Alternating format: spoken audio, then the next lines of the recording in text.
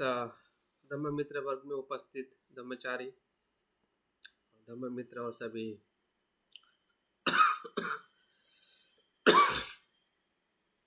सहायक सभी अ, साथियों को मेरा प्यार भरा जय भीम, नमो बुद्धाय। जैसे कि हम देख रहे हैं कि जिस प्रकार से उदयवीर सिंह जी ने बताया कि हमारा जो सत्र है, जिस सत्र में आज हम एक बुद्धत्व मानव के आदर्श के अंतर्गत जो सब टॉपिक है, उसके जो मुद्दे हैं, जिससे हमें बुद्धत्व के मानव का आदर्श इस विषय को समझने के लिए हमें उपयोगी होने वाला है।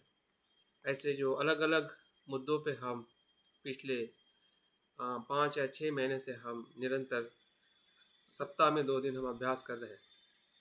और इस गति में आगे बढ़ते हुए जो आज हमारा जो विषय है बुद्धत्व के मानव आदर्श को समझने के लिए, वह है बुद्ध के प्रति जो गलत धारणाएं हैं और उसका समाधान क्या है। इन 2 बातों पे हम आज इस विषय को समझने का, जानने का और अपने जीवन में जो भ्रांतियां है उससे, भ्रांतियों से या गलत धारणाओं से मुक्त होने का आज हम प्रयास करने वाले हैं।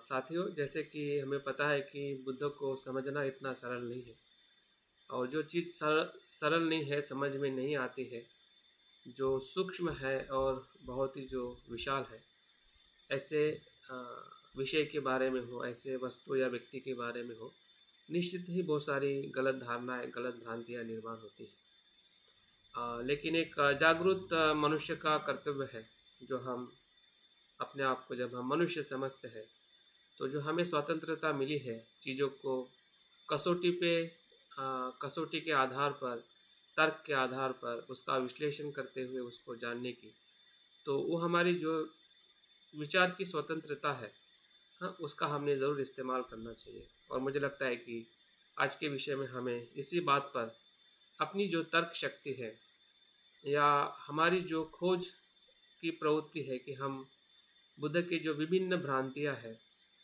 उसको हम कैसे देखें, जिस कारण भ्रांतियां निर्माण हो रही है या हुई है, तो भ्रांतियां क्या है और उसके कितने प्रकार की भ्रांतियां होती है और भ्रांतियां क्यों होती है और उसका समाधान क्या है। इन सभी बातों को थोड़ा थोड़ा मैं आपके बीच में बताने वाला हूँ, ताकि हम बुद्धत्व के प्रति और स्पष्ट हो सके।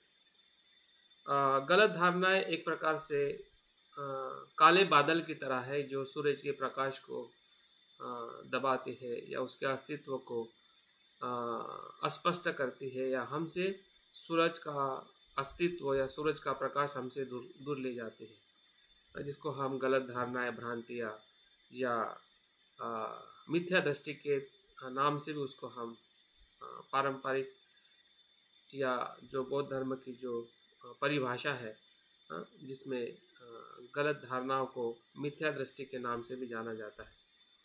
तो मिथ्या दृष्टि बहुत सारे विषयों में निर्माण होती है।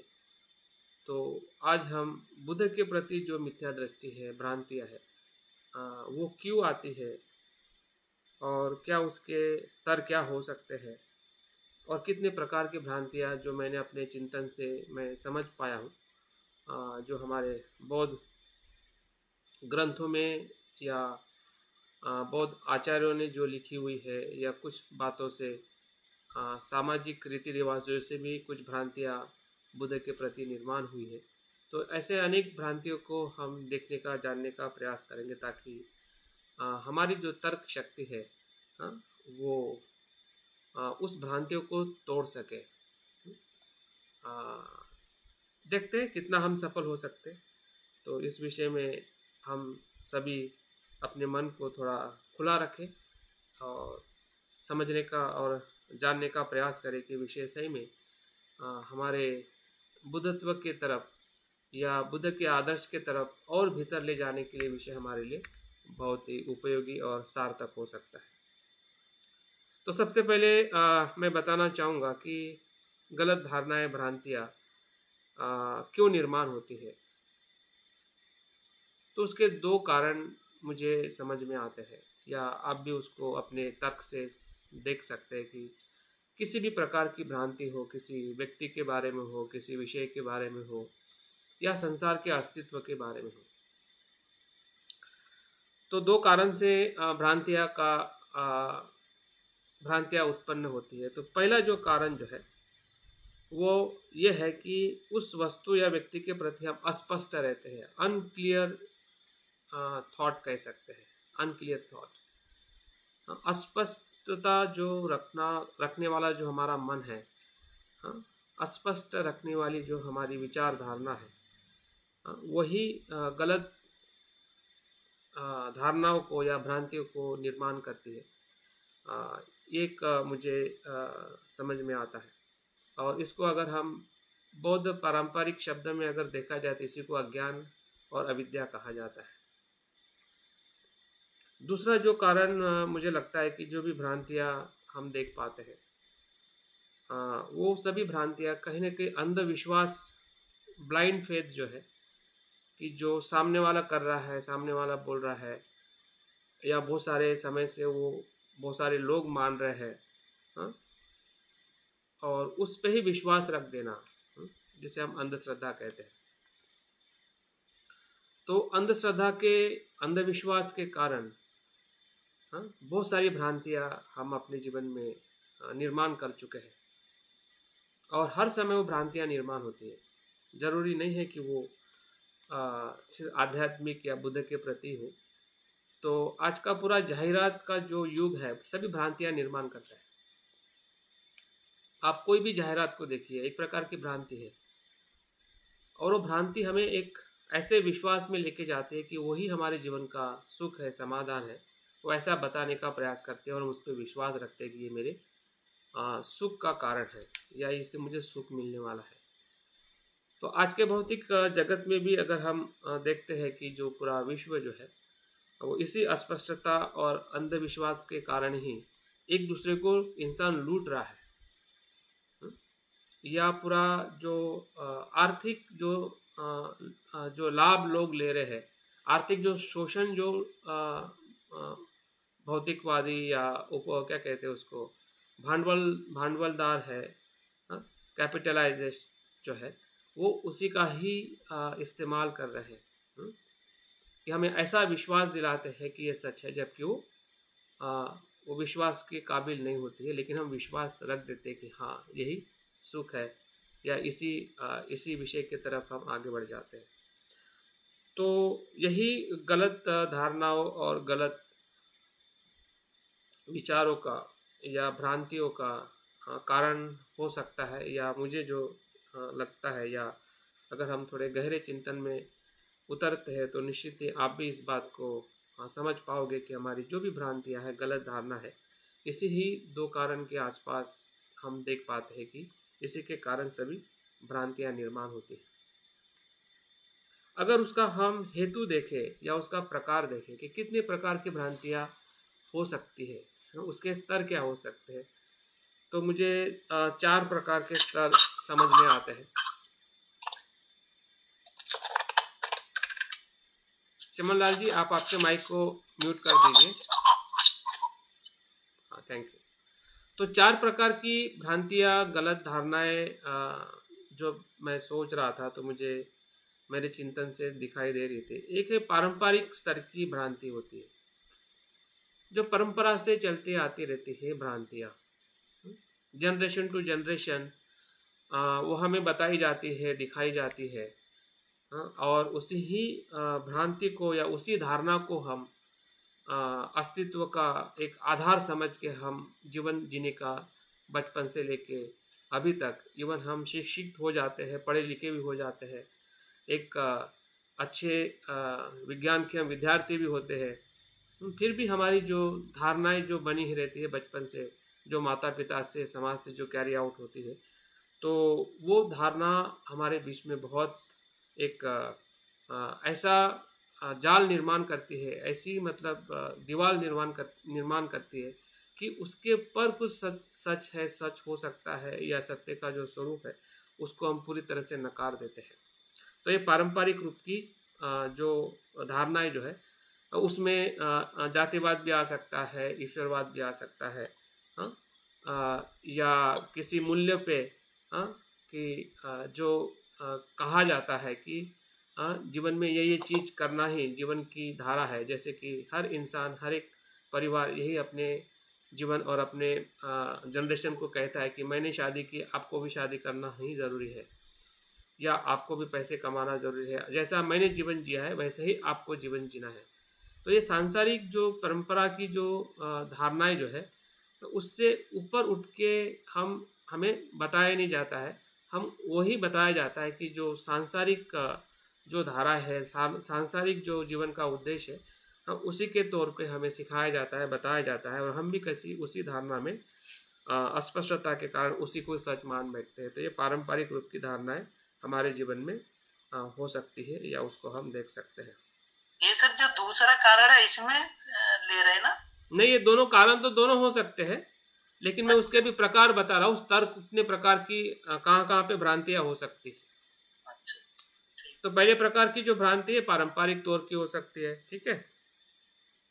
दूसरे प्रकार की जो भ्रांति जो मैं समझ पाता हूँ कि कोई अगर घटना होती है तो उसको कल्पना और कथा के माध्यम से बताने से उसकी भ्रांति निर्माण हो जाती है।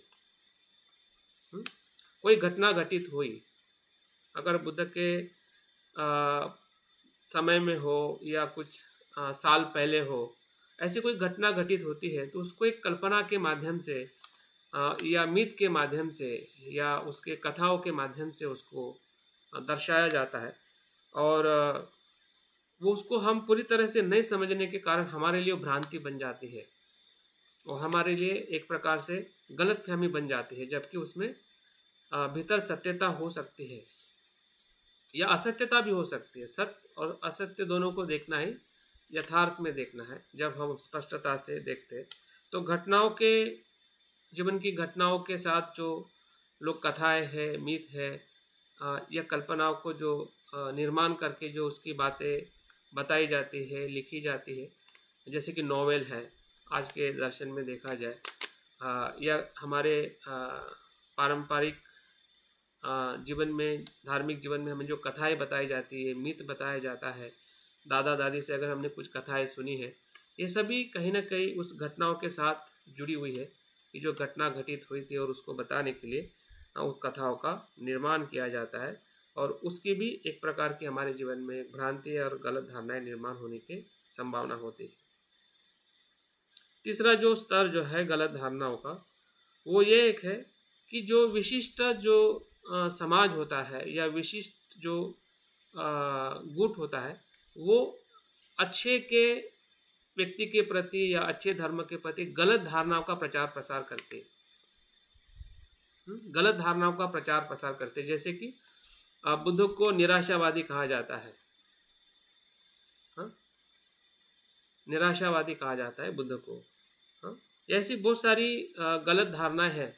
हाँ, जो गलत प्रचार प्रसार करने वाले जो विरोधी जो लोग होते हैं, सत्य के जो विरोधी लोग होते हैं, सत्य के विरोध में जिसे हम प्रतिकांति के रूप में देखते हैं, नकारात्मकता फैलाने वाले जो समाज में लोग होते हैं, हाँ, हाँ, ऐसे लोग भी बहुत सारी भ्रांतियाँ, आत्मा परमात्मा की हो या वर्ण व्यवस्था की हो, या ऐसे जो अप्राकृतिक जो अस्तित्व को लेके जो कल्पनाएं या धारणा को निर्माण करना, जैसे कि पुनर्जन्म की या कर्म सिद्धांत की धारणाएं जो हो, जो जातिगत और जातिवाद को बढ़ावा देने वाली हो, नसीब की बात हो, कि ये नसीब या ज्योतिष की बात हो, तो ये सभी चीज़ें ऐसी है कि एक प्रकार से वो गलत प्रचार प्रसार करने वाली जो मानसिकता वाले जो लोग हैं, जो खुद का लाभ करने वाले, खुद के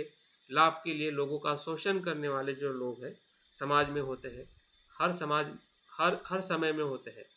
हाँ, ऐसा नहीं कि सिर्फ बुद्ध के समय थे और अभी नहीं है या कल नहीं रहेंगे। ऐसा कभी भी संसार हो नहीं सकता है कि जहाँ पे गलत प्रचार प्रसार करने वाले लोग, विचारधारा के लोग नहीं होंगे। वो होते हैं, उससे सिर्फ बहुत सारी गलत फहमियाँ निर्माण होती है। और चौथा जो स्तर जो है, हाँ, लोगों को गुमराह करने वाले हाँ, जो गुमराह करने वाले सिद्धांत है, हाँ, ऐसे भी इसके कारण भी लोगों को जो इसी के कैटेगरी में आ सकता है कि अच्छे के लिए अच्छी जो बात है उसको गलत तरीके से इंटरप्रेट करना, और वो कुछ लोग ऐसे हैं कि उनका गलत ही अच्छी तरह से रिप्रेजेंट करना, जो गलत ही सच कैसा है, हाँ, गुमराह कर देना, हाँ, अस्तित्व को, लोगों को, समाज को ऐसी धारणाओं में फंसा देना कि वो पूरी तरह से गुमराह हो जाए, गुलाम हो जाए, हाँ, हाँ, ऐसी धारणा भी हम देख सकते हैं, हाँ, जिसके अलग अलग प्रकारों में या उसके उद्देश्यों में हम पूरा ऐसा कह सकते हैं कि पूरा संसार जो है विभिन्न धारणाओं से भरा हुआ है। अगर हम ब्रह्मजाल सूत्र जो दिग्निकाय का पहला सूत्र पढ़ते तो बुद्ध ने उसमें 62 प्रकार की मिथ्या धारणाएं, गलत धारणाएं, हाँ, जीवन को देखने वाली जो अलग अलग दृष्टियां है उसका वर्णन किया हुआ है। एक कहानी के माध्यम से भी उसको हम देख सकते हैं कि सही में गलत धारणाएं आ, आ, कितने प्रकार की होती है और किस इंसान के कारण गलत धारणाएं समाज में या संसार में निर्माण होती है। तो कहानी ऐसी है कि एक समय में एक जो राजा होता है वो अपने मनोरंजन के लिए अपने मंत्री को कहता है कि कोई ऐसा खेल कराओ जिससे मुझे मनोरंजन हो, समाज के लिए या प्रजा को एक मनोरंजन करने का कार्यक्रम का आयोजन करो। तो मंत्री एक आयोजन करता है, सभी लोग उस सभा में आते हैं, महाराज भी उसमें उपस्थित होते हैं। तो उस मनोरंजन के खेल में एक हाथी रखा जाता है और उसके हाथी के अलग अलग हिस्से के पास में जो अंधे व्यक्ति है उसको रखा जाता है। एक को पैर के पास में रखा जाता है, एक सूंड के पास में रखा जाता है, पीठ पे रखा जाता है, एक कान के पास में रखा जाता है, एक पूंछ के पास में रखा जाता है। और मंत्री बोलता है कि भाई देखो, ये जो हाथी है ये आप मुझे बताओ कि ये किस प्रकार से आप उसको देखते हैं, किस प्रकार से उसका स्वरूप है। तो सभी जो अंधे, जन्म से अंधे होते हैं, कभी उन्होंने हाथी देखा नहीं होता है, तो वो हाथी जो पैर को जो अंधा व्यक्ति जो पैर को पकड़ता है वो बोलता है कि बड़े खाम की तरह है, खंबे की तरह है। जो पूंछ को पकड़ता है कि डोरी की तरह है। जो कान को पकड़ता है तो एक बोलता है कि सूप की तरह है। हाँ? जो पीठ पे बैठ के वो छूता है तो उसको लगता है कि किसी बर्तन की तरह है। तो ये सभी पांचों के पांचों लोग अपनी बात पे इतने अड़ जाते हैं, और सिर्फ अड़ते ही नहीं, हाँ, अपनी बात को सिर्फ वो फिक्स ही नहीं करते बल्कि एक दूसरे के साथ में झगड़ते भी है कि भाई तुम्हारी बात गलत है, मेरी बात सही है। अंधे होने के बावजूद भी वो एक दूसरे के दृष्टि को स्वीकार नहीं करते, एक दूसरे के साथ में लड़ते हैं, झगड़ते हैं। और ये देख के प्रजा को और राजा को बड़ा आनंद होता है कि देखो ये कैसे अंधे हैं, हाँ, कि जबकि वो अंधे होने के बाद में भी एक दूसरे के साथ में लड़ रहे, झगड़ रहे, हाँ, जबकि हाथी जिस प्रकार से वो कह रहे उस प्रकार से नहीं होता है। तो वो कौन देखता है? जिसके पास में आंखें है, जिसके पास में चक्षु है, जिसके पास में सक्षम आंखें है, वही आंखें उस रत्ती के पूरे स्वरूप को संपूर्ण स्वरूप में देख पाता है। तो इस कहानी में जो हाथी है एक जीवन का अस्तित्व है, जिस अस्तित्व को हम सभी लोग देखते हैं। लेकिन जो अंधे व्यक्ति है वो एक प्रकार से हमारी मन की अस्पष्टता है, और अस्पष्टता से जब हम किसी चीज़ को देखते हैं और उसी पे विश्वास रखते हैं और हम एक दूसरे से झगड़ने लगते हैं, वो अंधविश्वास है। और जो राजा है वो एक प्रकार से बुद्ध का प्रतीक है, हाँ? बुद्ध राजा के समान है, वो अपने प्रज्ञा की चक्षु से अस्तित्व को संपूर्ण रूप में देखते हैं। तो हम देख पाते हैं कि भ्रांतियाँ किस कारण इस कहानी के माध्यम से बुद्ध बताते हैं कि किस प्रकार से भ्रांतियाँ मनुष्य के अज्ञान और अंधविश्वास के कारण जीवन में निर्माण होती है। और उसको समझने का एक ही तरीका है, तर्क और चिंतन, और स्वयं के अनुभव पे जब उसको हम परखते हैं, उसकी कसौटी करते हैं, और उस कसौटी पे अगर वो खरा उतरता है कि उससे हमें ऐसा लगता है कि वो आचरण करने से हमारा राग द्वेष मोह कम हो रहा है और हम प्रज्ञावान हो रहे हैं, करुणावान हो रहे, मैत्रीवान हो रहे, तो निश्चित ही वो शिक्षा उपयोगी है। हाँ, वो तत्व उपयोगी है, वो अस्तित्व सही सही में अपने लिए और सभी के लिए कल्याणकारी है। तो इस भ्रांतियों को देखने के लिए बहुत सारे बहुत सारे तरीके हैं। लेकिन उन हर तरीकों को समझने के लिए हमें भ्रांतियों को समझना पहले ज़रूरी है। तो मैंने देखा है कि बुद्ध के संदर्भ में जब हम बात कर रहे हैं, तो मैंने 12 प्रकार की भ्रांतियों का बुद्ध के जीवन में या बुद्ध के साथ में जुड़ी हुई मुझे दिखाई दी है। हो सकता है कि वो 12 भ्रांतियाँ में से और ज़्यादा आप अगर चिंतन करते हैं और उनके व्यक्तित्व को नहीं समझ पाते हैं। जब हम बुद्धों को नहीं समझ पाते, इसका मतलब वो भ्रांति के रूप में ही हमारे मन में वो कार्य करती है। अगर हम भ्रांति को समझ पाए और भ्रांति को अगर हम स्पष्टता से तर्क से उसको समाधान कर पाए, तो निश्चित ही है हमारी जो बुद्ध के प्रति जो श्रद्धा है वो और ज़्यादा विकसित होगी और भ्रांतियों से हम मुक्त हो सकते हैं। बुद्ध और सारिपुत्र का संवाद इस बात का आधार है कि बुद्ध को समझना इतना भी सरल नहीं है। भ्रांतियों को दूर करने मात्र से भी हम बुद्ध को पूरी तरह से समझ जाते हैं, ऐसा नहीं है। लेकिन निश्चित है कि उस मार्ग के तरफ हम बढ़ने लगते हैं कि बुद्ध क्या है और बुद्ध कैसे होते हैं, उसको समझने का हमारा मार्ग जो है निश्चित ही खुला हो सकता है। तो सारिपुत्र जब एक बार बुद्ध से संवाद करते समय बुद्ध से कहते हैं कि तथागत, आपका जो जीवन है, आपका जो अस्तित्व जो है, वो सभी बुद्धों से श्रेष्ठ है। जो भूतकाल में हुए थे या भविष्य में होने वाले हैं, उसमें आपका जो अस्तित्व है वो बहुत ही श्रेष्ठ है। ऐसा सारिपुत्र बुद्ध से एक संवाद में कहते हैं। हमें पता है कि सारिपुत्र बौद्ध संघ में या बुद्ध के समय बुद्ध के बाद सर्वश्रेष्ठ प्रज्ञावान थे, ऐसा उसका दर्जा दिया जाता है। वो व्यक्ति जब बुद्ध के बारे में ऐसा प्रशंसा करते हैं या बुद्ध के बारे में वो अपना भाव व्यक्त करते हैं, तो हमें भी लगता है कि निश्चित ही वो उसका कहना उचित है। लेकिन बुद्ध सारिपुत्र को कहते हैं कि सारिपुत्र, ऐसा मत कहो।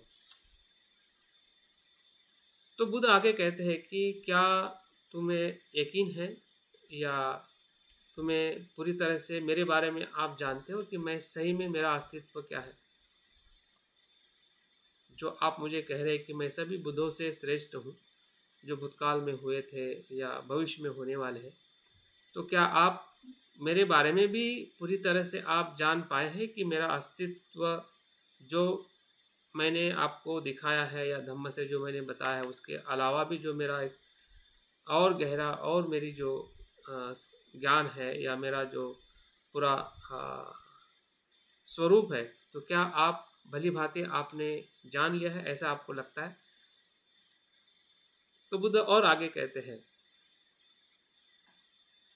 क्या अगर आपने मेरे लिए मेरा अस्तित्व अगर पूरा नहीं जाना है, तो आप कैसे कह सकते हैं कि भूतकाल के बुद्धों से भी मैं श्रेष्ठ हूँ या मेरा व्यक्तित्व श्रेष्ठ है, जबकि आपने मुझे ही मेरे अस्तित्व को ही पूरी भली भांति आप नहीं जान पा रहे। तो भूतकाल के बुद्ध और भविष्य के बुद्ध को आप कैसे जान पाओगे? तो बुद्ध को जानना अगर सारिपुत्र जैसे महान प्रज्ञावान व्यक्ति को भी अगर संभव नहीं है या नहीं हो पा रहा है कि सही में बुद्ध के अस्तित्व को हम कैसे वर्णित करें या कैसे उसको पूरी तरह से समझ पाए, ये उसी अवस्था को समझने के लिए हमें उसके समीप जाना पड़ेगा, उसके अनुभव के आधार पे उसको हमें समझना पड़ेगा। लेकिन फिर भी उनके व्यक्तित्व को लेकर या उनके पूरे उनके जीवन में बहुत सारी हमारे सामान्य मनुष्य को जो हम बुद्ध के शरण में जा रहे हैं या बुद्ध के मार्ग पे चल रहे हैं, तो ऐसी बहुत सारी भ्रांतियाँ हमारे आसपास में मंडरा रही है। जैसे कि मैंने कहा है कि वो पारंपरिक तौर पे हो सकती है, घटना के तौर पे हो सकती है, या किसी अन्य जो बुरे लोग हैं या बुद्ध के धम्म की शिक्षा का जो अप्रचार करते हैं, उसमें दूषित उसका दुष्प्रचार करते हैं, ऐसे लोगों के कारण जो हमारे आसपास में जो भ्रांतियाँ निर्माण हुई है, उस भ्रांतियों को हम अभी थोड़ा देखने का प्रयास करेंगे और उसका समाधान भी थोड़ा ढूंढने का प्रयास करेंगे। ज़रूरी नहीं है कि मैं जो समाधान बताऊँ वही पर्याप्त हो, आप अपने चिंतन से भी, अभ्यास से भी उसको और गहराई में जानने का, समझने का प्रयास कर सकते हैं। तो पहली जो भ्रांति जो है, जब मैं बुद्धयानिस धम्मा पढ़ता हूँ या आपने भी बुद्धयानिस धम्मा पढ़ा होगा या बुद्ध के जीवन से अगर हम शुरुआत करते हैं, तो मेरे मन में ऐसा एक प्रश्न निर्माण होता है या एक उसकी भ्रांति भी शायद गलत धारणा के तौर पे भी हम देख सकते हैं। क्या बुद्ध का ये जो जन्म, वर्तमान का जन्म है जिसे हम सिद्धार्थ गौतम कहते हैं, तो उसके पूर्व जन्म का जो सिद्धांत है, हम्म, जब उनकी माता महामाया गर्भवती होती है और उसके गर्भ में जब आ, बोधिसत्व सिद्धार्थ का प्रवेश होता है, तो वो क्या है? क्या वो भ्रांति हमें निर्माण करती है क्या? जब हम उस वर्णन को पढ़ते हैं, महामाया स्वप्न में एक सुंदर ऐसे शुभ्र ऐसे हाथी को देखती है और वो हाथी जो है वो बोधिसत्व के रूप में उनके गर्भ में प्रवेश करता है। तो ये भी एक प्रकार की हमें मुझे ऐसा लगता है कि एक प्रकार से, जैसे मैंने कहा कि कोई घटना के साथ कोई कल्पना है या किसी कल्पनाओं के साथ में उस घटना का जब वर्णन किया जाता है, तो उसका हमारे जीवन में एक अगर उसके प्रति हम अस्पष्ट है तो हमें भ्रांति निर्माण होती है।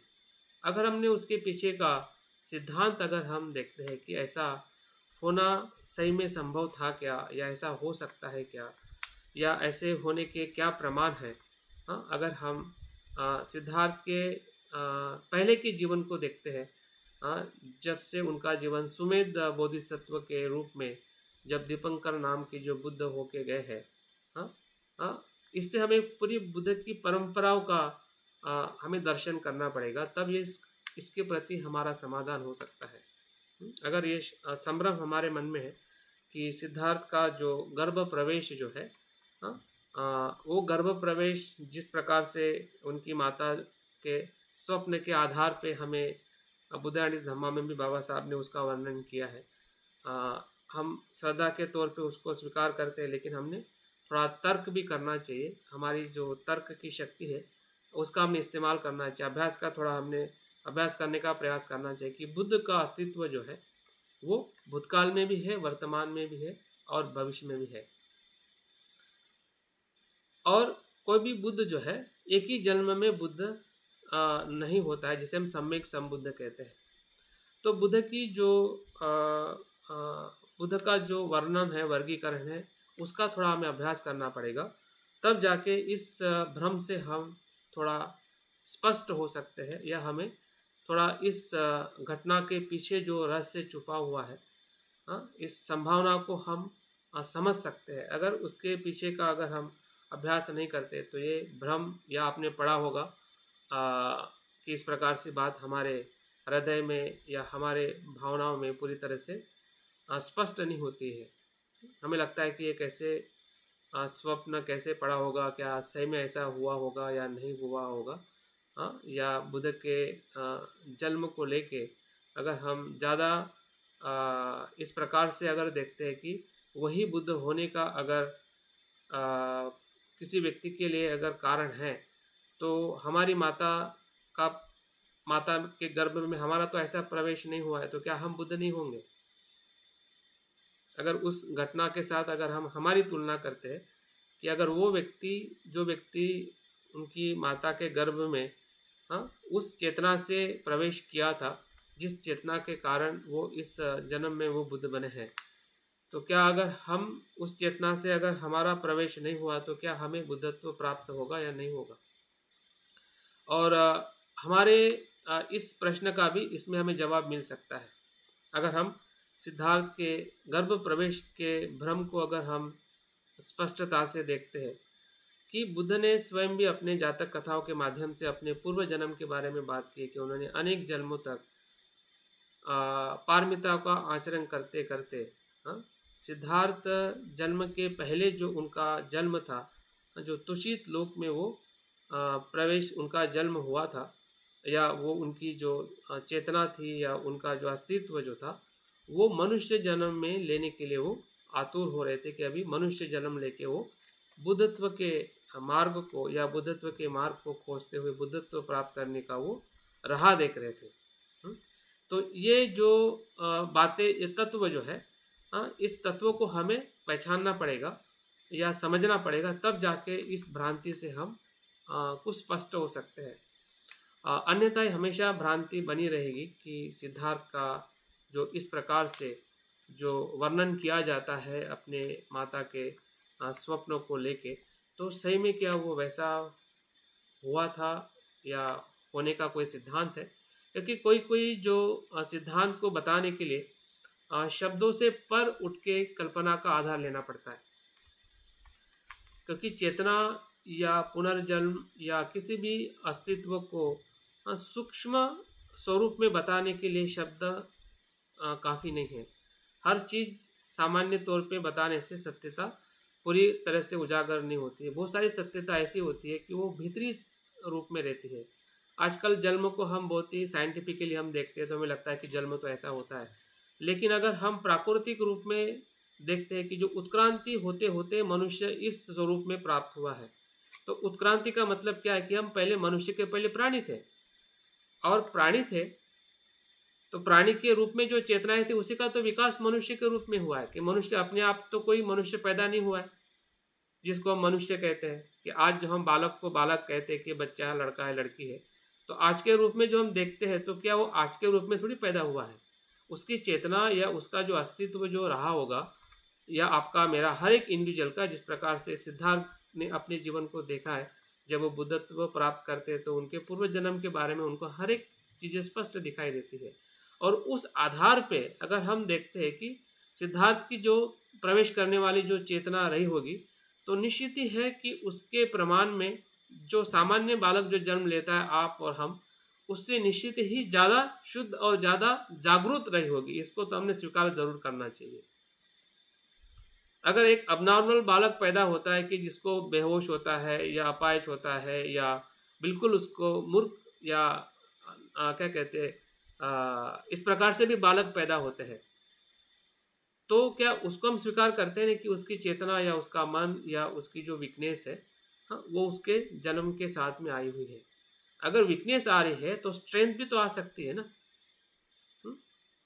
हम सिर्फ बुद्ध के बारे में बात कर रहे हैं, हाँ, ताकि हमारे मन में जो बुद्ध के गर्भ प्रवेश का जो एक भ्रम जो है, जो मुझे समझ में आता है कि ये भ्रम मेरे मन में है, और शायद हो सकता है कि ये भ्रम बुद्ध के प्रति हम सभी के मन में हो सकता है, अगर उसको हम थोड़ा गौर से समझने का और जानने का प्रयास करें।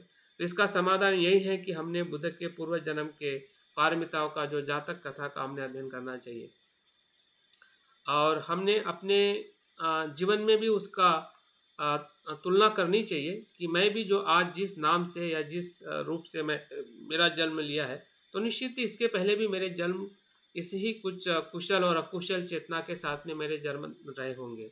भले हमें पूरी तरह से वो अभी समझ में दिखाई नहीं देता है, लेकिन बुद्ध के इस एक उदाहरण से हमें दिखाई देता है कि कोई व्यक्ति क्या कैसे कैसे प्रक्रिया में आता है और क्या बन सकता है।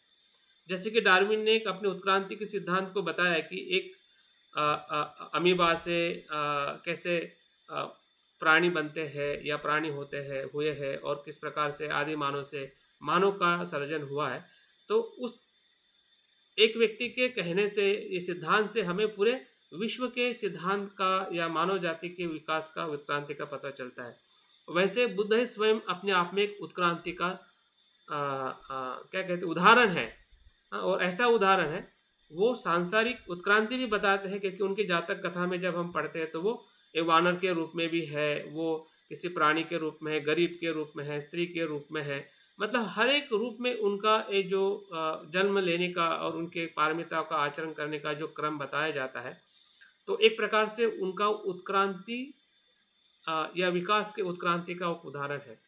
और इस जन्म में जब वो सिद्धार्थ या गौतम के रूप में जब उनका जन्म होता है, तो वो वहाँ पे वो संपूर्ण विकसित होते हुए बुद्धत्व प्राप्त करने तक उनका जो अस्तित्व हमें दिखाई देता है। तो वो ये उनके उदाहरण से हमें वो ये बताना चाहते हैं, या उससे हम अपने जीवन को देख सकते हैं कि मेरा भी जीवन इसी क्रम में कहीं से शुरुआत हुआ होगा, जहाँ से मैंने अनेक पूर्व जन्म से मेरे इस चित्त को या मेरे संस्कार को या मेरे कर्म को मैं धारण करते हुए मैं अपने इस वर्तमान जीवन में जो मुझे अच्छा समझ में आ रहा है या बुरा मैं छोड़ता हूँ या मैं बार बार बुरा करता हूँ, बुरे की तरफ मगर मेरा मन जा रहा है, चेतना उधर आकर्षित हो रही है, तो निश्चित ही हमारे उस क्रम के कारण ही हम उस प्रकार से हमारे मन में विचार आते हैं। लेकिन इसका मतलब ये नहीं है कि हम वैसे ही रहते हैं। हाँ, हम हमेशा बदलने के प्रक्रिया में रहते हैं। हमारी चेतना, हमारा चित्त, हमारा कर्म जो है वो निरंतर परिवर्तनशील है। तो इस प्रकार से इस भ्रम से थोड़ा हम स्पष्ट होके सही अर्थ में बुद्ध के इस जो गर्भ प्रवेश का जो उनका चित्त है या उनका जो जन्म के जन्म की जो उनकी शुरुआत है इस भाव में, जब वो सिद्धार्थ के रूप में या गौतम के रूप में उनका अस्तित्व बोधिसत्व के रूप में उसको हम देख पाते हैं। दूसरा जो भ्रम जो अक्सर हमें पारंपरिक रूप में या उनके और एक घटना के साथ में जुड़ा हुआ है, उनका गृह त्याग। क्या सिद्धार्थ बुद्ध जो है, सिद्धार्थ गौतम जो है, क्या वो छुपकर गृह त्याग किया कि सार्वजनिक गृह त्याग किया? इसके प्रति भी बहुत सारी भ्रांति है, और ये भ्रांति तो बहुत सामाजिक डोमिनेट करती है लोगों को। बुद्ध के प्रति मतलब जब लोग श्रद्धा से नहीं देखते, तिरस्कार करते हैं, तो वो ये कहते हैं कि बुद्ध सिद्धार्थ जो थे वो अपने पत्नी को, बच्चे को एक रात में अंधेरे में छोड़ के चले गए, छुप कर चले गए। हाँ, तो ये भ्रांति जो बुद्ध के प्रति जो फैल चुकी है इतिहास में या सामाजिक तौर पे, तो इस भ्रांति को भी हमने भली भांति समझना बहुत ज़रूरी है। और उसको समझने के लिए बाबा साहब का बुद्धयानिस धम्मा ये हमारे लिए बहुत एक ऑथेंटिक ग्रंथ है। हाँ, जिसके आधार पे या बाबा साहब ने जिस आधार पे इस सिद्धार्थ के गृह त्याग का जो वर्णन किया है, वो दूसरी शताब्दी में लिखी हुई जो बहुत ही प्राचीन ऐसी प्राचीन जो ग्रंथ जो है, जिसे हम बुद्ध चरित और बुद्ध चरित से हम परिचित हैं, जो अश्वघोष जो बौद्ध आचार्य होकर गए उनकी वो रचना है। उसमें बुद्ध ने, बाबा साहब ने उसी का ही रेफरेंस लेके उस सिद्धार्थ के गृह त्याग के वर्णन को वर्णित किया है। पारंपरिक रूप में और जो भ्रमित रूप में ऐसा कहा जाता है कि सिद्धार्थ जो है चुपके से गृह त्याग किए। और दूसरा भ्रम ऐसा भी है कि उन्होंने 4 दृश्य देखने से ही उन्होंने गृह त्याग किया है। तो पहला भ्रम तो पूरी तरह से हमने नकारना चाहिए। उसका कारण ये है कि जो सिद्धार्थ का जो गृह त्याग जो है, हाँ, वो छुप कर नहीं, वो सार्वजनिक है, खुला संकल्प है। हाँ, सर्वसम्मति से या सभी के सामने रख कर उसकी चर्चा करके या उनकी पत्नी और उनके माता पिता के साथ में संवाद करने के बाद में, जिस प्रकार से कोई हमारे घर में मेहमान आता है, हाँ, और रह के फिर हमारे घर से जब विदा करता है तो हम पूरी तरह से उसको विदाई करते हैं। वो छुप कर नहीं होता है। हाँ, वो समाज भी देखता है, लोग भी देखते हैं, और उसकी जो प्रचलन जो है समाज में हम देख पाते हैं कि हम जब मैं आजकल पता नहीं कि आपकी तरफ, लेकिन हमारे गांव में जब कोई मेहमान आता था तो उसको जब विदाई करते तो घर के सभी लोग उनके साथ में आधा किलोमीटर तक साथ में आते थे। तो ये परंपरा कहाँ से आई है? ये यही परंपरा है। अगर छुप कर गए होते तो शायद ये परंपरा भारत में नहीं होती, विशेषता हमारे समाज में।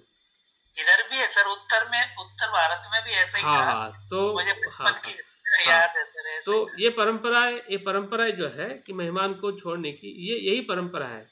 हाँ, कि सार्वजनिक रूप में सिद्धार्थ का गृहत्याग रहा है, लेकिन गृहत्याग के जो अ, संवाद जो है, अगर हम कहीं साहित्य में पढ़ने को नहीं मिलते हैं, या जो इतिहासकारों ने उसका पूरी तरह से वर्णन नहीं किया, संक्षिप्त में 2 लाइन में लिख के चित्र को वर्णित करके कि उनकी पत्नी और बेटा सोया था और बुद्ध रात को निकल गए हैं, चित्र में दिखा के उसका एक गलत धारणाएं या गलत फहमी फैलाई जाती है।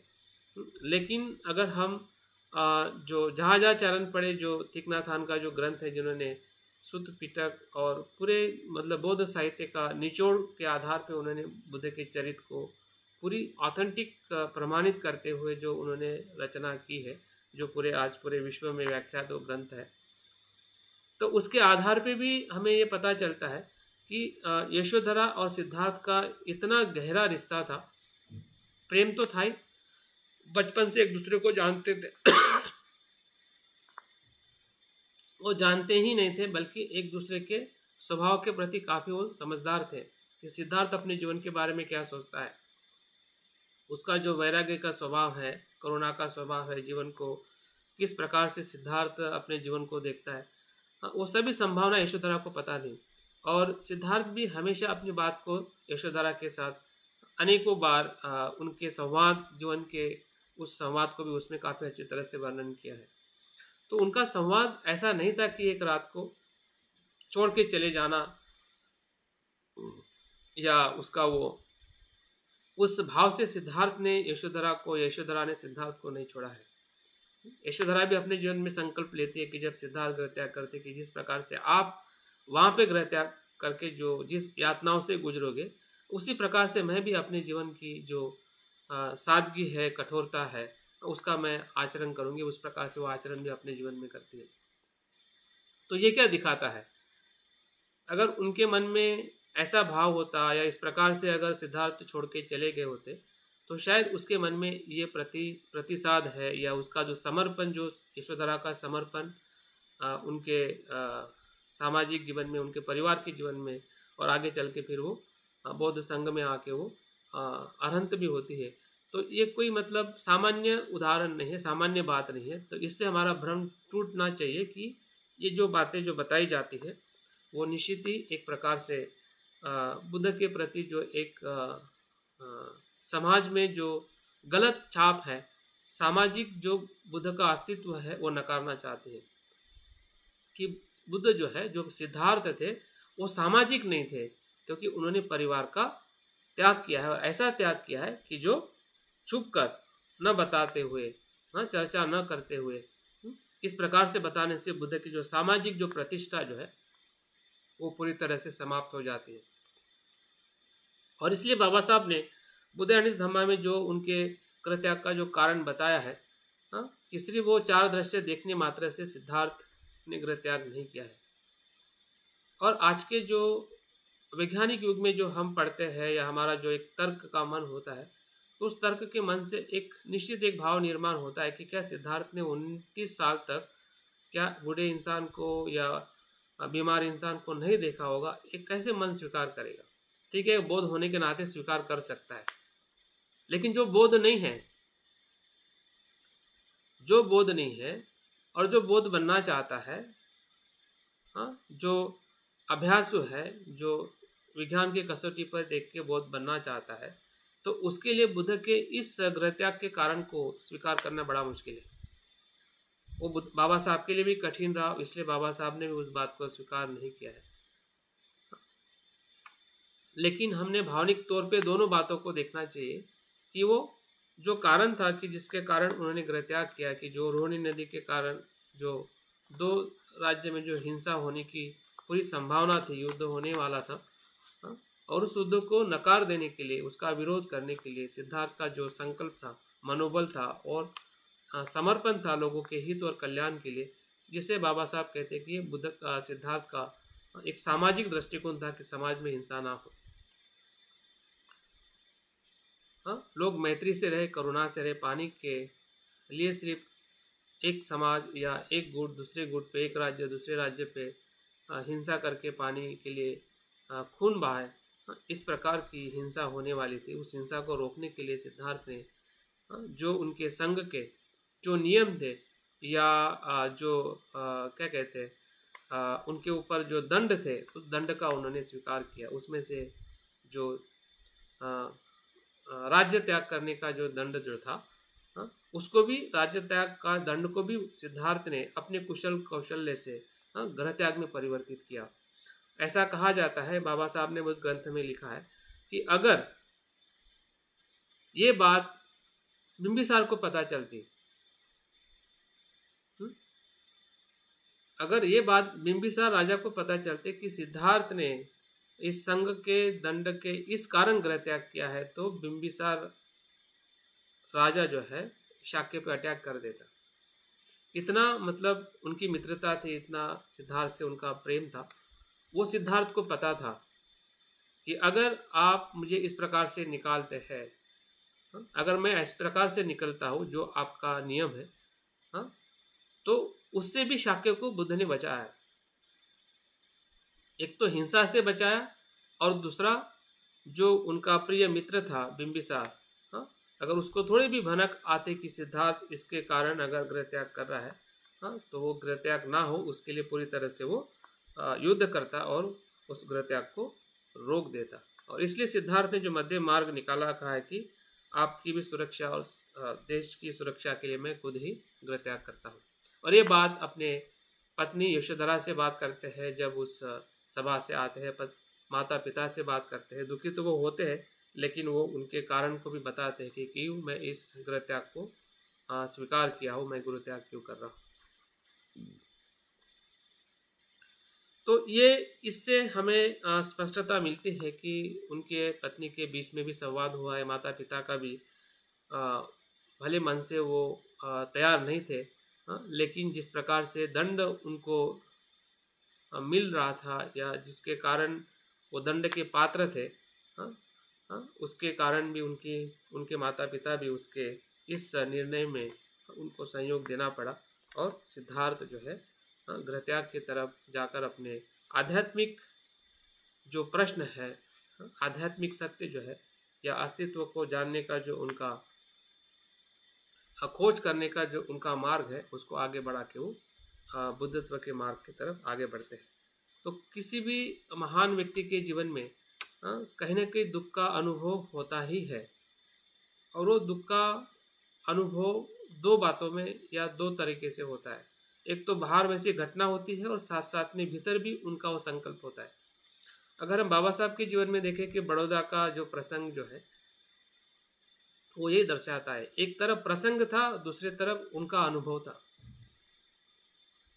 अगर प्रसंग बनता, अगर वो बाबा साहब अनुभव से संकल्प नहीं करते, तो शायद वहां से बाबा साहब की उत्पत्ति नहीं होती। प्रसंग तो सभी के साथ होते थे, बाबा साहब अकेले थोड़ी थे। बाबा साहब अकेले थोड़ी थे कि उनके साथ में अस्पृश्यता का व्यवहार हो रहा था। वो तो समाज मान्य था, सभी के साथ में ऐसा होता था। घटना महत्वपूर्ण नहीं थी, लेकिन उनके लिए घटना महत्वपूर्ण इसलिए बनी कि उन्होंने उसका आत्मचिंतन किया और उस करुणा भाव से वो उन्होंने संकल्प लिया।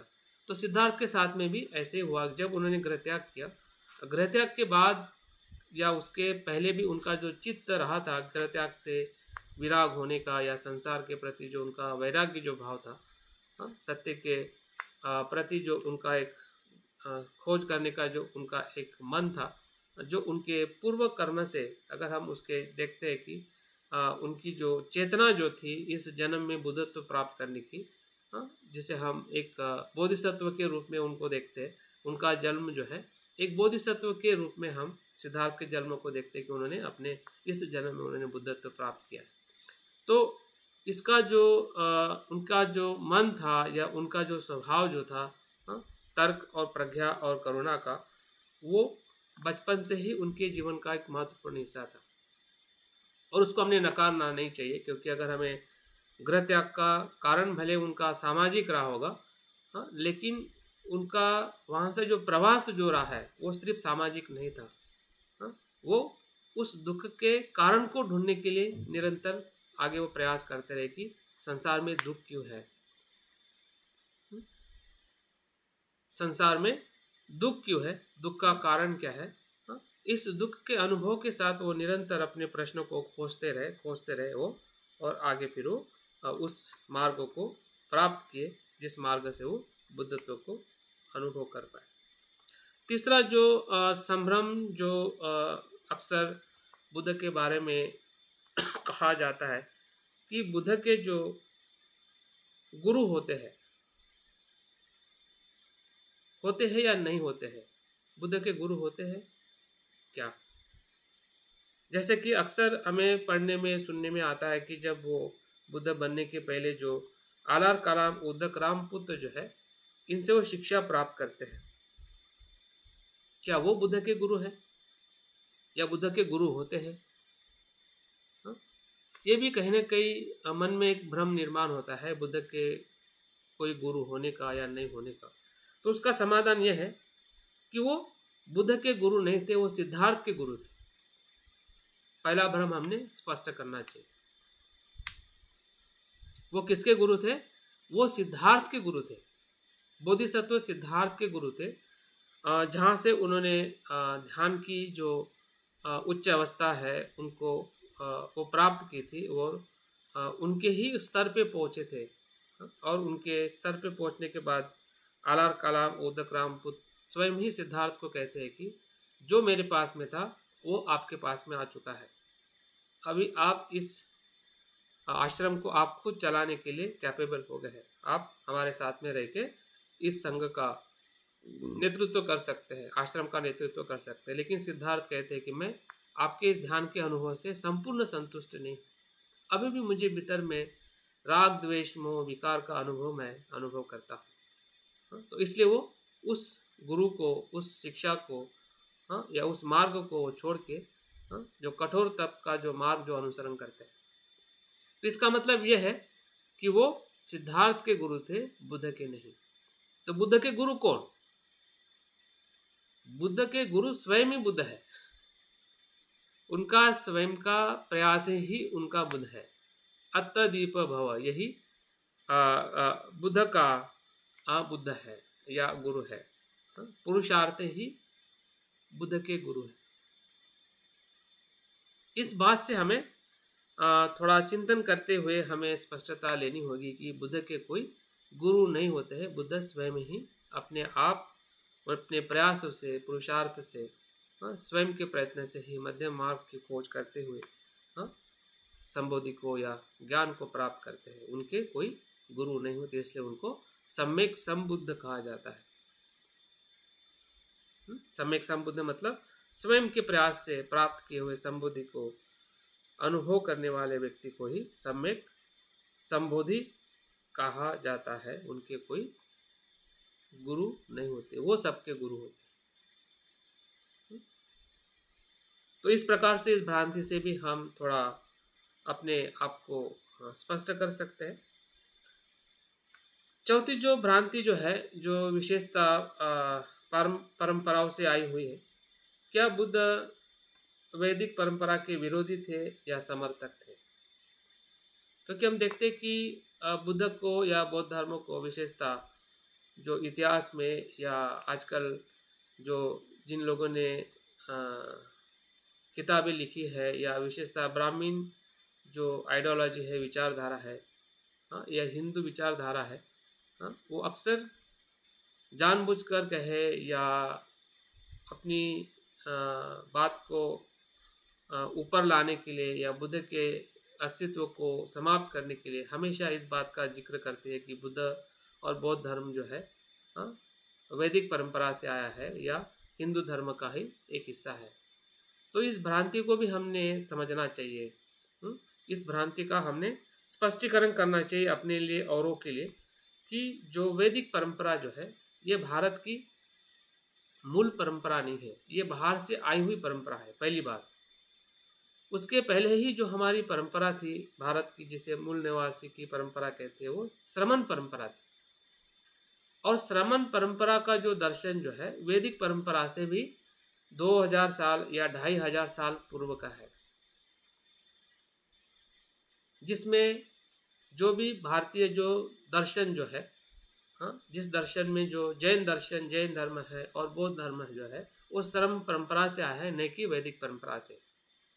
और इसके बहुत सारे अवशेष है, इतिहास है या समय का जो कालावधि जो है, हाँ, वो भी हमें पूरी तरह से स्पष्ट करता है कि वैदिक धर्म का, वैदिक परंपरा का प्रवेश जो है वो ईस्वीसन पूर्व 12 से या 1500 ईस्वीसन पूर्व रहा है, जबकि श्रमण परंपरा का जो कल्चर है उससे ही 4000 या 5000 साल के बीच में ईस्वीसन पूर्व 5000 वर्ष पूर्व श्रमण परंपरा का, जिसे हम हड़प्पा मोहनजोदड़ो के जो भी अवशेष है, इस बात को इंगित करता है कि वो श्रमण परंपरा के तत्व है या अभिलेख है या अवशेष है, न कि वैदिक परंपरा के, न कि ब्राह्मण परंपरा के, जिसे हम आज हिंदू धर्म के नाम से लोग उसे जानते हैं।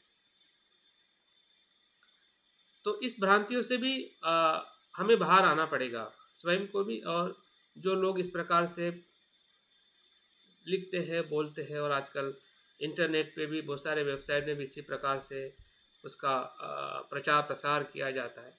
और अक्सर लोग सामान्य तौर पे भी लोग, इवन बौद्ध लोग भी जब उसको सही तरीके से नहीं समझ पाते तो कहीं न कहीं उसी का ही एक स्वरूप जानकर मानकर उसको स्वीकार करते हैं। लेकिन सही अर्थ में अगर उसकी हम खोज करते हैं, उसका जो हम परीक्षण करते हैं, तो सत्यता, जिस प्रकार से बाबा साहब ने उनके क्रांति प्रतिक्रांति इस चिंतन से या उनके उस अध्ययन से बाहर लाई है, तो उससे हमें पता चलता है कि बुद्ध का जो दर्शन जो है वो श्रमण परंपरा का था, जिसमें वैदिक सभी ग्रंथों के अधिकार को उन्होंने नकारा है, वेदों की प्रामाणिकता को पूरी तरह से निस्तानुभूत किया है बुद्ध के दर्शन में। हाँ, वो श्रमण परंपरा का ही आधार है। यज्ञों को उन्होंने नकारा है, वर्ण व्यवस्था को नकारा है, आत्मा और ब्रह्मा की जो कल्पना है, परिकल्पना है, अस्तित्व है, हाँ, उन सभी बातों को बुद्ध ने नकारा है। हाँ, इसका अर्थ वो वैदिक परंपरा दर्शन के विरोधी थे। और इसके बहुत सारे प्रमाण पूरे जब ब्राह्मण से संवाद करते हैं कि जब ब्राह्मण ये कहता है कि ब्रह्मा श्रेष्ठ है, ब्राह्मण श्रेष्ठ है, तो बुद्ध पूरी तरह से उनकी बात को किस प्रकार से नकारते हैं और उसके अस्तित्व को किस प्रकार से झूठा ठहराते हैं। जब ब्रह्मा के बारे में एक ब्राह्मण बात करता है कि ब्रह्मा है, तो उसको बुद्ध पूछते हैं कि क्या तुमने देखा है किसी ब्रह्मा को, जिस ब्रह्मा की तुम बात कर रहे हो? तो बोलते कि नहीं। कि तुम्हारे माता पिता ने देखा है? तो बोलते कि नहीं। तुम्हारे गांव के जो 5-10 ब्राह्मण हैं, क्या उन्होंने देखा है कि नहीं? उसके पहले के जो ब्राह्मण थे, क्या उन्होंने देखा है? ऐसा कुछ मिलता है। उसके पहले के ब्राह्मण लोगों ने, किसी ने देखा है ब्रह्मा को? उसके पहले कैसे करते करते 7 पीढ़ी तक बुद्ध लेके जाते हैं और पूछते हैं कि किसने देखा है कि ब्रह्मा है, होता है या उसका स्वरूप है। तब बुद्ध उदाहरण देके बताते कि आपका ब्रह्मा ऐसा है कि जो कोई एक अपने प्रेमी से प्रेम करता है, प्रेयसी से प्रेम करता है, लेकिन प्रेयसी को उसने देखा ही नहीं है। प्यार तो बहुत करता है, लेकिन उस स्त्री को या उस प्रेमिका को उसने देखा ही नहीं है। इस प्रकार से आपकी ब्रह्मा की कल्पना है। आपने देखा तो नहीं है, लेकिन उसके प्रति आप बहुत ही वर्णन करते कि वो ऐसा होता है, वैसा होता है, ऐसा करता है, वैसा करता है, जबकि आपने किसी भी आपके 7 पीढ़ियों ने ना देखा है और ना उसको पहचाना है, फिर भी आप ब्रह्मा की जो कल्पना कर रहे हैं सब मिथ्य कल्पना है। तो इस प्रकार से बुद्ध की जो वेदों और वैदिक परंपरा से जो विरोध था, असमर्थन था, नकार था, वो हमें इससे अवगत कराता है कि बुद्ध जो है वो वैदिक परंपरा और ब्राह्मण या हिंदू, जो आज अपने आप को हिंदू धर्म कहते हैं, वो हिंदू धर्म से बुद्ध के अस्तित्व को हम नहीं जोड़ सकते कि वो उस परंपरा से नहीं थे। उनका दर्शन जो था वो उसके विरोध में था और वो श्रमण परंपरा के पुरस्कर्ता थे। तो इस बात से भी हम बुद्ध के इस भ्रम से हम अपने आप को मुक्त कर सकते हैं। पांचवा जो भ्रम जो है वो है बुद्ध मानव है या ईश्वर। ये भ्रम बहुत ही प्रचलित है और भंते संरक्षित जी ने भी इसके ऊपर किताब या उनका लेख भी है और इसके बारे में आज भी या बुद्ध के समय में भी ये भ्रम हमेशा बना था कि बुद्ध को मानव कहे या ईश्वर। अभी मानव क्या होता है, ईश्वर क्या होता है, जब थोड़ा अगर हम बुद्ध के उस समय में प्रवेश करते हैं कि जब बुद्ध बुद्धत्व प्राप्त करते हैं और वो अपने धर्म को बताने के लिए किसी न किसी व्यक्ति को ढूंढते हैं कि किसको बताया जाए, और जब उन्हें पता चलता है कि जो उनके 5 साथी है वो सारनाथ में सवास कर रहे हैं, तो वो बुद्ध गया से सारनाथ की तरफ पदयात्रा उनकी शुरुआत होती है। तो बीच में हमें बताया जाता है या उसका वर्णन हमें बुद्धायन धम्मा में भी मिलता है कि बीच में उन्हें एक जैन मुनि जो है जिसका नाम उपक होता है, बुद्ध उधर से आ रहे होते रहते हैं और उपक जो है जो जैन का साधु होता है वो इधर से अपोजिट साइड से उधर जाते हुए आपस में मुलाकात होती है। तो जैसे ही उपक बुद्ध के रूप को देखता है, उनका तेजस्वीमान रूप और उनकी जो काया जो है वो देख के मतलब वो बहुत ही प्रभावित होता है कि ये कोई महापुरुष है। तो उनसे जो संवाद जब वो बुद्ध एकदम बुद्धत्व प्राप्त करके या उनके अनुभव को लेकर वो अपने प्रवास में निकले हुए रहते हैं, और वैसे में जो उपक बुद्ध से देख के प्रश्न करता है, क्या आप मानव हो, मनुष्य हो? तो बुद्ध कहते हैं कि नहीं। तो क्या आप गंधर्व हो या यक्ष हो? तो इन बातों से बुद्ध कहते हैं कि मैं वो भी नहीं हूं। तो आप कौन हो?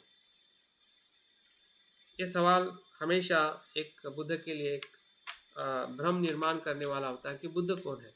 और भंते संरक्षित जी ने इसके ऊपर भी बहुत अच्छा किताब लिखा है, बुद्ध कौन है। तो बुद्ध को समझना इतना, जैसे कि शुरुआत में ही मैंने कहा सारिपुत्र बुद्ध के संवाद से, तो बुद्ध के अस्तित्व को समझने के लिए हमें बहुत सारे उसके पहलू जो है वो समझने पड़ेंगे कि बुद्ध को हमने कैसे देखना चाहिए, बुद्ध कैसे हमें समझ में आ सकते हैं। तो बुद्ध कहते हैं कि मैं बुद्ध हूँ, मैं बुद्ध हूँ, मैं तथागत हूँ। तो उपक कहता है कि आप हो गए, इतना कह के वो आगे निकल जाता है। मतलब ये संवाद जो है ये हमें इस प्रकार का अंकित करता है कि एक जो मिसकम्युनिकेशन जो है, जब व्यक्ति ग्रहणशील नहीं होता है या उनकी जो अस्पष्टता होती है किसी भी सत्य को देखने के लिए, स्वीकार करने के लिए, उससे बुद्ध जो है सत्य जो है संवाद नहीं कर पाते हैं।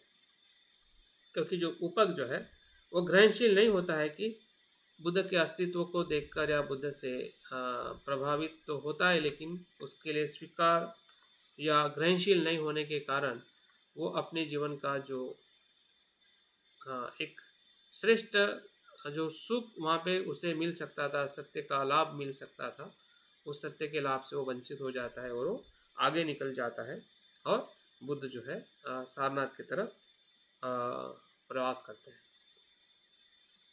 तो यहाँ पे दो बातों को हमने देखना चाहिए कि मानव क्या होता है और ईश्वर क्या होता है, जिससे हमें बुद्ध होने का जो तत्व है वो ना मानव में हमें पूरा दिखाई देता है, ना हो ईश्वर में।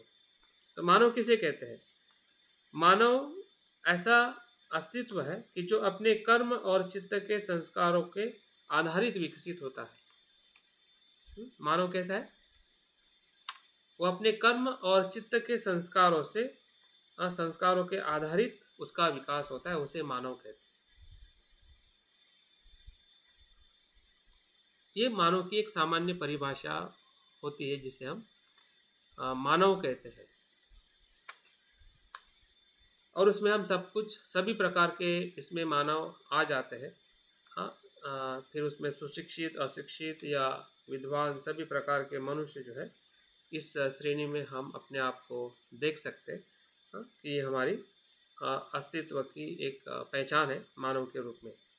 अगर हम ईश्वर या भगवान जो पारंपरिक रूप में जो भगवान या सृजनकर्ता के तौर पे देखा जाता है, भगवान बुद्ध के साथ में जब शब्द आता है तो उसका अर्थ अलग होता है, लेकिन यही शब्द जब एक भ्रांति के रूप में आता है, एक अलग तरीके से उसकी जो दर्शन जो अन्य धर्म में भगवान के रूप में देखा जाता है, वो भी एक शब्दों की भी एक भ्रांति बन जाती है कि हम बुद्ध को भी भगवान कहते हैं और अन्य धर्म वाले भी अपने उनके देव देवताओं को भगवान कहते हैं। तो भगवान शब्द से भी हमें भ्रांति को स्पष्ट करना है कि एक भ्रांति रूप भगवान शब्द है और एक गुण स्वरूप भगवान शब्द है।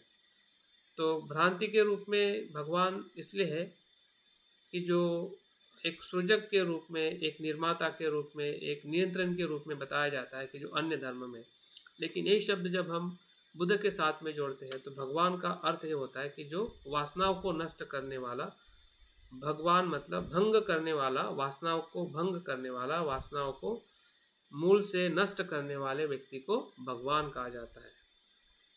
जब हम बुद्ध के परिप्रेक्ष्य में इस शब्द का इस्तेमाल करते हैं तो इस भ्रांति से भी, शब्द के भ्रांति से भी हमें बाहर आना है कि उसका अर्थ क्या है।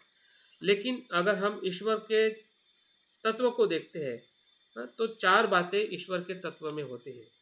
पहला ये होता है कि वो मनुष्य को नियंत्रण करने वाला होता है। ईश्वर क्या है? मनुष्य को नियंत्रित करने वाला होता है कि वो उसके सिवाय एक पत्ता ना हिलता है, ना कुछ भी संसार में कुछ भी घटित नहीं होता है। जो कुछ भी घटित होता है वो सिर्फ भगवान, ईश्वर या जो भी गॉड, अल्लाह या जो भी जो तत्व जो धर्म में माने जाते हैं तो उसके तत्व को वो सभी को वो नियंत्रित करता है। दूसरा जो तत्व जो है ईश्वर में वो है गुलाम करने वाला तत्व होता है कि ईश्वर जो है वो दूसरा ईश्वर नहीं हो सकता है, वो उसका एक गुलाम या मनुष्य हमेशा मनुष्य ही रहेगा या वो उसी ही अवस्था में रहेगा। वो भगवान नहीं बन सकता है, वो ईश्वर नहीं बन सकता है। इसलिए वो मनुष्य जो है वहाँ पे सिर्फ एक गुलाम के तत्व के रूप में उसे हम देखते हैं। तीसरा तत्व जो है कि मानव जो है वो अपने असमर्थता को और जो उसकी जो क्षमता जो है, समर्थ होने की क्षमता को वो समाप्त कर देता है। ईश्वर में क्या होता है? ईश्वर मतलब हमारी जो होने की जो संभावना है उसको वो समाप्त कर देता है, उसको वो भूल जाता है कि मैं भी श्रेष्ठ बन सकता हूँ, मैं भी शुद्ध बन सकता हूँ। और आखिरी और महत्वपूर्ण जो तत्व जो है ईश्वर में हम देख सकते हैं कि वह अस्तित्व के सूक्ष्म अवस्था को भ्रमित रूप में देखना। जो अस्तित्व जो है उसकी जो गहराई को है भ्रमित अवस्था में देखना, उसको बौद्ध धर्म में तनीभूत अज्ञान कहते हैं। जो सूक्ष्म अज्ञान जो है वही ईश्वर है, वही अज्ञान है, वही भगवान के रूप में लोग मानते हैं। कि अस्तित्व की जो भ्रांति जो है कि जो सूक्ष्म जो कारण है या कारण के उत्पत्ति को नहीं देखना, मतलब उस जगह पे ईश्वर को देखना, भगवान को मानना, या उत्पत्ति के कारण को भगवान के नाम पे जोड़ देना कि ये भगवान के कारण उत्पत्ति हुआ है। मतलब उसके पीछे जो कारण की जो श्रृंखला है उसको नहीं देखना, उस कारण को नहीं देखना या भ्रांति के रूप में देखना, अस्पष्ट रूप में देखना, वही ईश्वर है, वही भगवान है। जब हम बुद्ध कहते हैं कि ना मैं भगवान हूँ, ना ईश्वर हूँ, ना गंधर्व हूँ, ना मनुष्य हूँ। तो मैं क्या हूँ? बुद्ध हूँ। बुद्ध का मतलब यह है, ये सांसारिक चित्त से भी ऊपर उठ जाना, जो सामान्य मानव से, और ईश्वर की जो परिकल्पना है, हाँ, हाँ, उससे भी ऊपर उठना, उसको बुद्ध कहते हैं।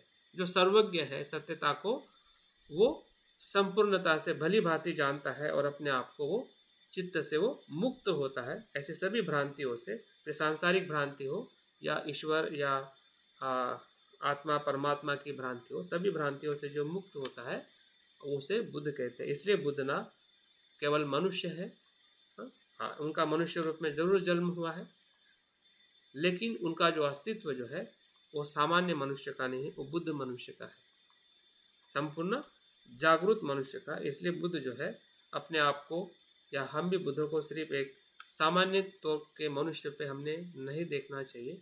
और ये भ्रांति इसलिए भी आई है, जो भंते संघर्ष जी अपने वेस्टर्न कल्चर का उदाहरण देके बताते हैं कि क्रिश्चियन धर्म में एक ही भगवान है, एक ही पुत्र है, और कोई हो नहीं सकता है। इसलिए बुद्ध किस कैटेगरी में आएगी? वो एक मनुष्य के कैटेगरी में आएगी, क्योंकि ना वो यीशु है ना ईश्वर है, तो वो सामान्य मनुष्य है, या जेंटलमैन के तौर पे उसको उनके दर्शन से देखा जाता है।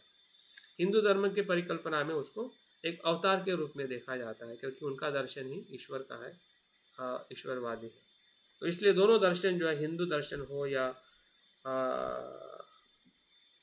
क्रिश्चियन दर्शन हो, दोनों दर्शन में हमने बुद्ध को कैसे लोग देखते हैं या कैसे लोग समझते हैं, इस भ्रांति से भी हमें ऊपर उठना पड़ेगा, ताकि बुद्ध के सही अस्तित्व को हम देख सके या समझ पाए। मुझे लगता है कि मुद्दे 12 है और मैंने 5 मुद्दों को कवर किया है। तो कल हमारे पास में समय है, उस समय में हम निश्चित ही बाकी के जो और 7 मुद्दे हैं उसको हम ज़रूर कवर करेंगे। अभी ज़्यादा समय लेने से आप लोग भी थोड़े परेशान हो जाओगे। मुझे तो बोलने में कोई दिक्कत नहीं है, लेकिन आप लोगों का भी सोने का समय है, तो इस बात का ध्यान रखते हुए जो बातें मैंने इस 5 मुद्दों में बताने का प्रयास किया है, निश्चित ही आप लोगों ने ध्यान से सुना है और कुछ समझ में भी आया होगा। अगर कुछ समझ में नहीं आ पाया है तो निश्चित ही कल आप उसको प्रश्न के रूप में या आपके कुछ अभिप्राय के रूप में आप ज़रूर उसे रख सकते हैं, ताकि बुद्ध के प्रति जो हमारी अलग अलग प्रकार की जो भ्रांतियाँ फैल चुकी है या फैल रही है, दर्शन के रूप में हो, साहित्य के रूप में हो, परंपरा के या गलत प्रचार प्रसार के रूप में हो, उससे हम डट के मुकाबला करें तर्क से और शुद्ध और मैत्रीपूर्ण वाणी से। ऐसा नहीं कि मुकाबला करना है मतलब हमें किसी को गाली गलौज करना है। हमारी प्रज्ञा ही है कि जो हमें अपने आप को और औरों को मदद करने वाली। बहुत बहुत धन्यवाद मेरी बात आज के संदर्भ में सुनने के लिए। जय भीम, नमो बुद्धाय। सर बाकी विषय को जैसे आपसे अपेक्षा रहती है, आप हर विषय में ऐसे खरे उतरते हैं, तो बहुत ही डिटेल से, भले ही पार्ट पार्ट में अगर हम लोगों ने जितने इसको पार्ट में पढ़ा होगा तो थोड़े बहुत हम सभी इससे परिचित हैं, लेकिन आपने एक कंसोलिडेटेड उसको अपने चिंतन से जब रख दिया है तो ये बाकी मतलब बहुत ही हम लोगों के जीवन में भी बहुत ही क्रांतिकारी साबित होगा और सभी भ्रांतियों को जरूर समाप्त करेगा। तो बहुत अच्छा सब्जेक्ट आप लेके आए। मैं सभी अपने साथियों की तरफ से आपका बहुत आभार पुण्यमोचन करता हूँ। और बाकी ये विषय मतलब अभी पिछले जब से ये धम्बल में लगभग ये 2 साल लगभग होने वाली, मैं देख रहा हूँ कि हर विषय आप ऐसे लाते हैं ढूंढ के, जैसे कहते हैं ना समुद्र में से रतन निकाल के लाते हैं। अब बाकी जो आप इस धर्म वर्ग में जो भी लोग जुड़ते हैं इस केंद्र से, उनका बहुत ही धम्म में बहुत एक गहन उनका अध्ययन है और बहुत अच्छा मार्गदर्शन हो रहा है। तो वंस अगेन मैं बहुत ज़्यादा डिटेल में नहीं जाऊँगा। सभी की तरफ से आपका बहुत पुण्यमोचन करता हूँ। और हमारे बीच में हमारे एक मित्र जितेंद्र कुमार जी गाजियाबाद से जुड़े हैं,